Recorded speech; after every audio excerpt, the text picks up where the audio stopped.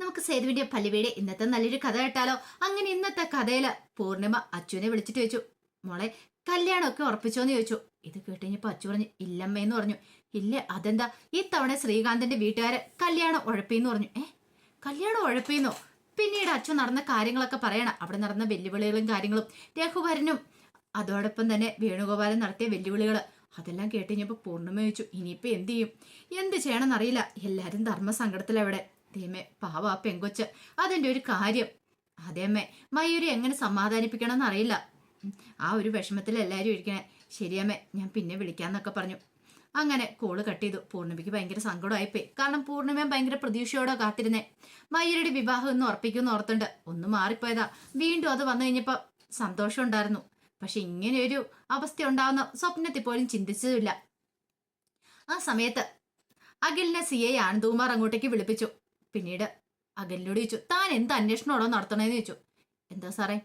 എടോ, അന്വേഷണമൊക്കെ നടത്തിയിട്ട് എൻ്റെ അടുത്ത് വന്ന് റിപ്പോർട്ട് ചെയ്യേണ്ടതെന്ന് ചോദിച്ചു. അല്ല, അതിന് SP സാറ്. ഓ, SP-യുടെ അടുത്ത് മാത്രം താൻ കാര്യങ്ങളൊക്കെ പറയുള്ളോ? തന്നെ നിയോഗിച്ച ആരാ? ഞാനാ. ഒരു പണിയും കൂടി ഇല്ലാതെ അവിടെ ഇരുന്ന സമയത്ത് സ്പെഷ്യൽ സ്ക്വാഡിൽ നിന്ന് തന്നെ എടുത്തത് ഞാനാണ്. അപ്പൊ അതിന്റെ അത്യാവശ്യമെങ്കിലും ഡീസൻസി എന്നോട് കാണിക്കണ്ടോ എന്ന് ചോദിച്ചു. ശരി, കാണിക്കുക സാറെന്ന് പറഞ്ഞു. ഒരു കാര്യം ഞാൻ പറഞ്ഞേക്കാം, താൻ എന്തൊക്കെ അന്വേഷിച്ച് കണ്ടെത്തിയാലും അതൊക്കെ കൊണ്ടുവന്ന് എൻ്റെ അടുത്ത് ഹാജരാക്കണം. പറഞ്ഞു കേട്ടല്ലോ? ആയിക്കോട്ടെ സാറേ. പിന്നെ തനിക്ക് ഇത്തിരി അഹങ്കാരം കൂടുതലുണ്ട്, അതങ്ങോട്ട് മനസ്സിൽ വെച്ചാൽ മതി. അത് മാത്രമല്ല, ഇപ്പൊ താൻ അന്വേഷണമായിട്ട് മുന്നോട്ട് പോകുന്നുണ്ടല്ലോ. അതെ, ഈ മാധവമേനനെ ആരും കൊന്നൊന്നും അല്ല. അയാളൊക്കെ അറ്റാക്ക് ഒന്ന് മരിച്ച. താൻ ഈ കൂടുതലൊന്നും അന്വേഷിക്കാൻ പോണ്ട. ഒടുവില് അന്വേഷണ റിപ്പോർട്ടിനൊടുവിൽ ഇങ്ങനെ എഴുതിയാൽ മതി, അയാൾ അറ്റാക്ക് ഒന്ന് മരിച്ചതെന്ന്. ഞാൻ പറയുന്ന അങ്ങോട്ട് അനുസരിച്ചാൽ മതി എന്ന് പറഞ്ഞു. ശരി, ആയിക്കോട്ടെ എന്നൊക്കെ അഖില് പറഞ്ഞു. പറഞ്ഞൊക്കെ ഓർമ്മയുണ്ടല്ലോ. ഇതെല്ലാം കേട്ട് കഴിഞ്ഞപ്പോഴത്തേനും അഖില് പറഞ്ഞു, സാറേ, എനിക്ക് എൻ്റെ വീട്ടുകാർ ഒരു പേരിട്ടിട്ടുണ്ടെന്ന് പറഞ്ഞു. പേരോ? ഈ എടോ പോടോ എന്നുള്ള വിളിയുണ്ടല്ലോ, അത് സാറ് വീട്ടിൽ വെച്ചാൽ മതി, ഇവിടെ വേണ്ട. എന്നിട്ട് കൂലിപ്പണിക്കാർ തമ്മിൽ അങ്ങോട്ടും ഇങ്ങോട്ടും എടോ പാടോ പോടോ എന്നൊക്കെ വിളിക്കുന്ന പോലെ റെസ്പെക്ട് കൊടുത്ത് സംസാരിക്കാൻ പഠിക്കണം. ഒന്നും അല്ലെങ്കിലും കൂടെ ജോലി ചെയ്യുന്നവരുടെ ഒരു ബഹുമാനം കാര്യങ്ങളൊക്കെ വേണം. നമ്മൾ സഹപ്രവർത്തകരല്ലേ സാറെന്ന് ചോദിച്ചു. പിന്നെ നിന്നെ റെസ്പെക്ട് ചെയ്യാൻ എൻ്റെ സാറേ, എൻ്റെ അച്ഛൻ എനിക്കൊരു പേരിട്ടിരിക്കുന്ന ഊഞ്ഞാലാടാനല്ലെന്ന് പറഞ്ഞു. എൻ്റെ പേരെന്താ സാറിന് അറിയാലോ?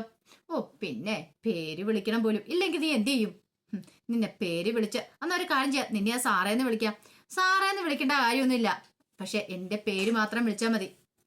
അത് കേട്ട് കഴിഞ്ഞപ്പോൾ അയാൾക്ക് ദേഷ്യം വന്നു ആനന്ദകുമാറിന്.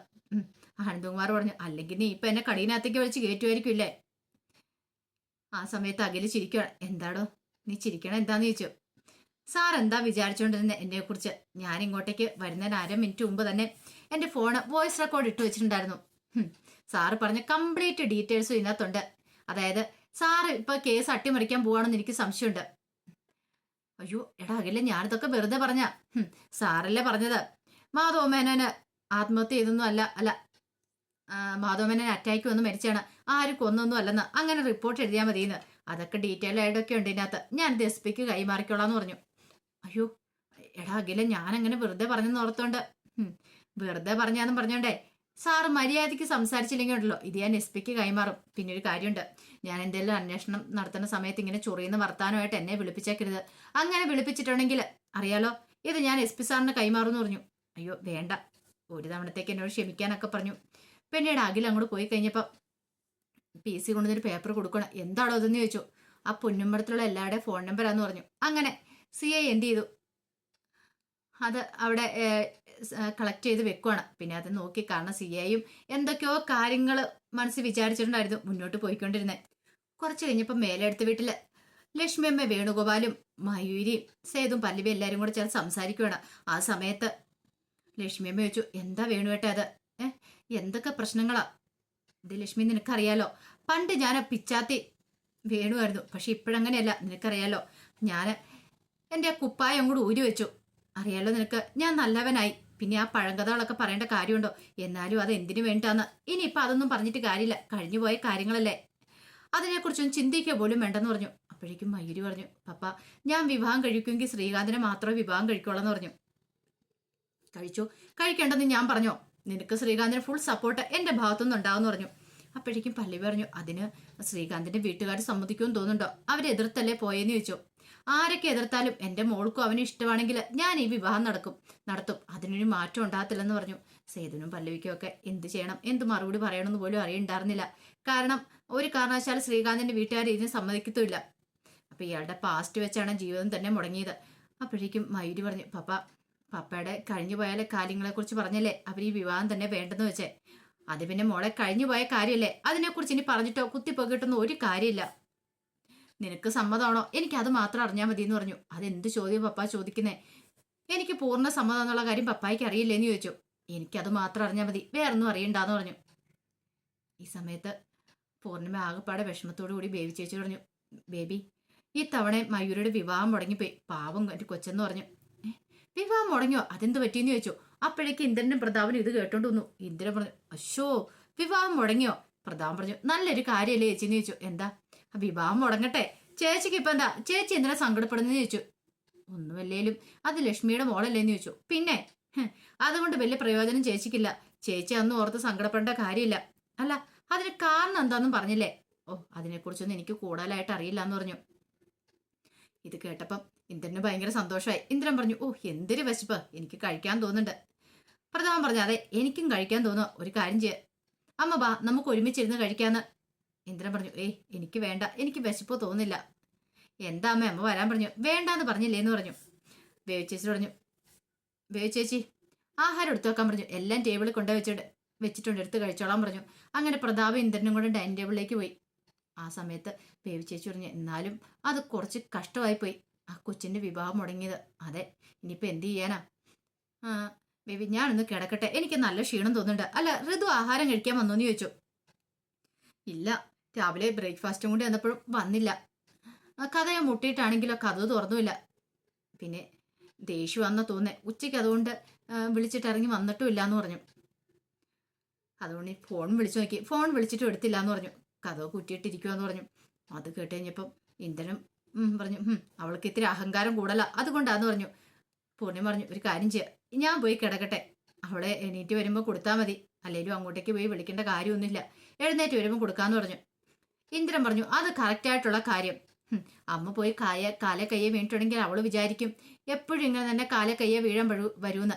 അത് അവൾക്കൊരു അഹങ്കാരത്തിന് കൈയും കാലും വെക്കുന്ന പോലെ ആയിരിക്കും. അതുകൊണ്ട് തൽക്കാലത്തേക്ക് അമ്മ പോകണ്ട, അല്ലെങ്കിലും വയ്യാത്ത അമ്മ എന്തിനാ സ്റ്റെപ്പ് കയറി ഇറങ്ങുന്നേ, അമ്മ എവിടെയും പോയി റെസ്റ്റ് എടുക്കാൻ നോക്കാൻ പറഞ്ഞു.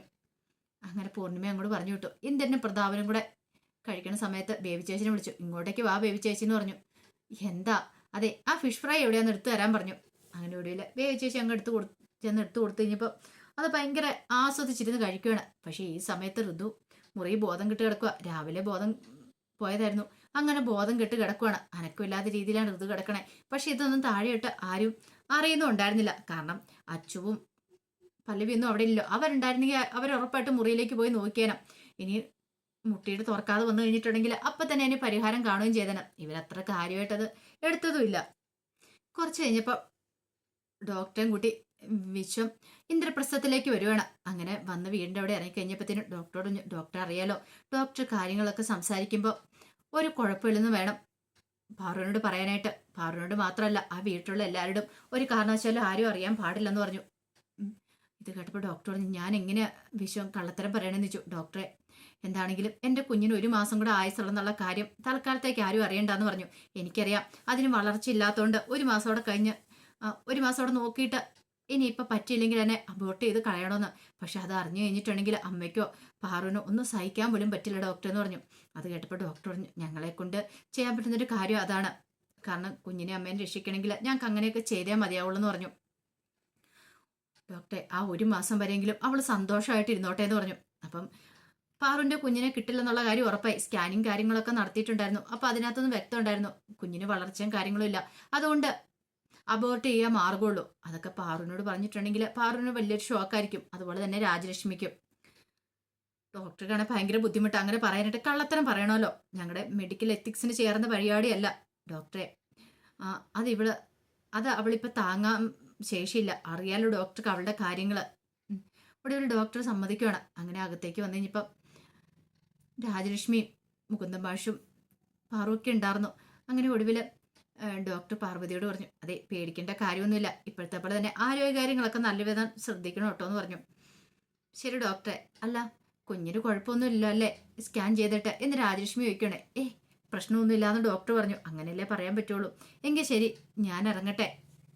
അല്ല ഡോക്ടറെ, കുറച്ച് കഴിഞ്ഞിട്ട് എന്തെങ്കിലും കഴിച്ചിട്ടൊക്കെ വേണ്ട വേണ്ട, ഞാൻ ഇറങ്ങിയേക്കുവാന്ന് പറഞ്ഞു. അങ്ങനെ ഡോക്ടർ അങ്ങോട്ട് പോയി കഴിഞ്ഞപ്പോൾ ഗൗതം മാഷ് പറഞ്ഞു, ഇപ്പോഴാണ് ശരിക്കും ഒരു സമാധാനമായത്. കുഞ്ഞിനൊരു ആപത്തും ഇല്ലല്ലോ. സ്കാനിങ് ഒക്കെ ചെയ്യണമെന്ന് പറഞ്ഞപ്പോൾ ഞാൻ ആകെപ്പാടെ പേടിച്ചു പോയി. എന്തൊക്കെയോ ടെസ്റ്റുകളും കാര്യങ്ങളൊക്കെ ഉണ്ടായിരുന്നല്ലോ. രാജലക്ഷ്മി പറഞ്ഞു, അത് ശരിയാ. മാഷ് പറഞ്ഞു, ഇനിയിപ്പം വീട്ടിലേക്ക് തിരികെ പോകണം. അവിടെ കുറേ പച്ചക്കറിയും കാര്യങ്ങളൊക്കെ നട്ടുപെറുക്കി വെച്ചിട്ടുണ്ടായി. ശോഭ അവിടെ ഇല്ലാത്തതുകൊണ്ട് ആ കാര്യങ്ങളൊക്കെ ഞാനാ നോക്കിക്കൊണ്ടിരുന്നത്. 2-3 ദിവസമായിട്ട് ഇവിടെ ആയിരുന്നല്ലോ. ഇനി അങ്ങോട്ട് പോകണമെന്ന് പറഞ്ഞു. രാജലക്ഷ്മി പറഞ്ഞു, അങ്ങനെ അങ്ങോട്ട് പോകാൻ പറ്റട്ടെ. കുഞ്ഞിന് കുഴപ്പമില്ല, പാറുവിന് ഒരു കുഴപ്പമില്ലെന്ന് അറിഞ്ഞല്ലോ. അതുകൊണ്ട് പായസം വെക്കും, പായസം വെച്ച് കുടിച്ചിട്ട് പോയാൽ മതി എന്ന് പറഞ്ഞു. പക്ഷെ ആ സമയത്തും വിശ്വന്റെ മുഖമൊക്കെ വല്ലാതിരിക്കുമായിരുന്നു. എന്താടാ വിശ്വ, നിന്റെ മുഖം എന്താ വല്ലാതിരിക്കണമെന്ന് ചോദിച്ചു. ഒന്നുമില്ലമ്മേന്ന് പറഞ്ഞു. എങ്കിൽ പിന്നെ സന്തോഷിക്കേണ്ട സമയമല്ലേ ഇതെന്നൊക്കെ വിശ്വത്തോട് രാജലക്ഷ്മി പറയണം. വിശ്വ ആകെപ്പാടെ പെട്ട അവസ്ഥയിൽ നിൽക്കുക, എന്ത് ചെയ്യണമെന്ന് അറിയില്ലാതെ. അപ്പൊ അതിന്റെ വിശേഷങ്ങളൊക്കെയാണ് നമ്മളിന്ന് കാണുന്നത്. ഇതിന്റെ ബാക്കി വിശേഷങ്ങളുമായിട്ട് വൈകുന്നേരത്തെ പ്രൊമോയി വരാട്ടോ. ഒരിക്കൽ കൂടി എല്ലാവർക്കും ശുഭദിനം നേർന്നുകൊണ്ട് നിർത്തുന്നു.